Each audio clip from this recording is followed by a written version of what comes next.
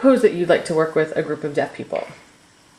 First, it's important to understand that there are a variety of deafness, levels of deafness. Somebody could be deaf, hard of hearing, maybe oral. They don't all sign. There are different communication modes. And that's just important to note when working with deaf people. The first thing to note is that in the event of an emergency, we would need to let somebody know where it is we're going. So that in case the park ranger needed to find us to let us know of bad weather or any kind of an emergency, then they would know where to find us.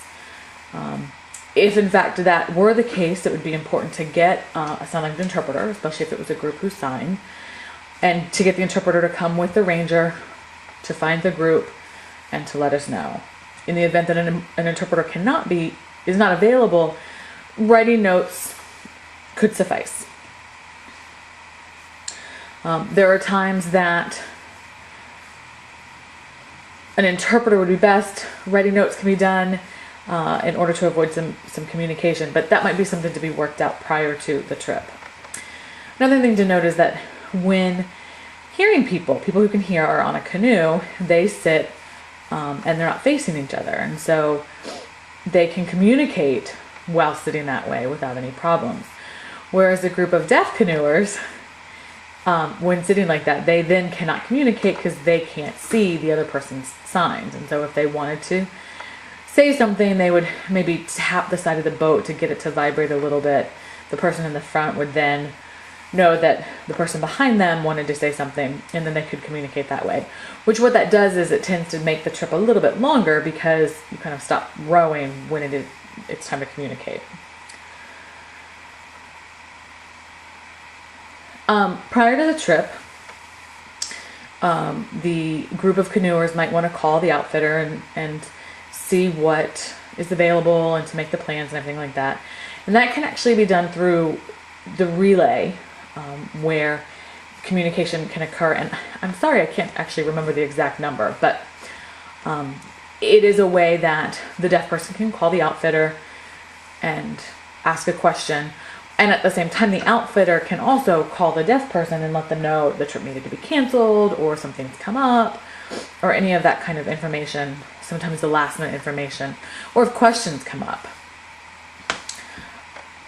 The way relay works is there's an operator who will have the TTY equipment to be able to communicate with the deaf person and then can also hear the hearing person. And so that person will be typing so that the deaf person can see what the hearing person said and will be reading to the hearing person what the deaf person has typed. One important thing to note when using relay is that it's direct communication. So even though there is that person in the middle, the operator, you can absolutely talk to the deaf person in first person, and you don't have to say, tell him that the trip is canceled or whatever the case may be, that you can actually talk directly to the deaf person. And then this is also, again, a way that the deaf person can communicate what they want. I'd like this particular type of canoe. Can you tell me how much it is? And anything else that might pertain to the trip. One important thing to note too is that when using the TTY communication, when one person is finished with their thought, they would simply say GA, which stands for go ahead. And then that means the other person knows, okay, now it's my turn, I can talk. And so then I go through what I need to say. When I'm finished, I say GA or go ahead.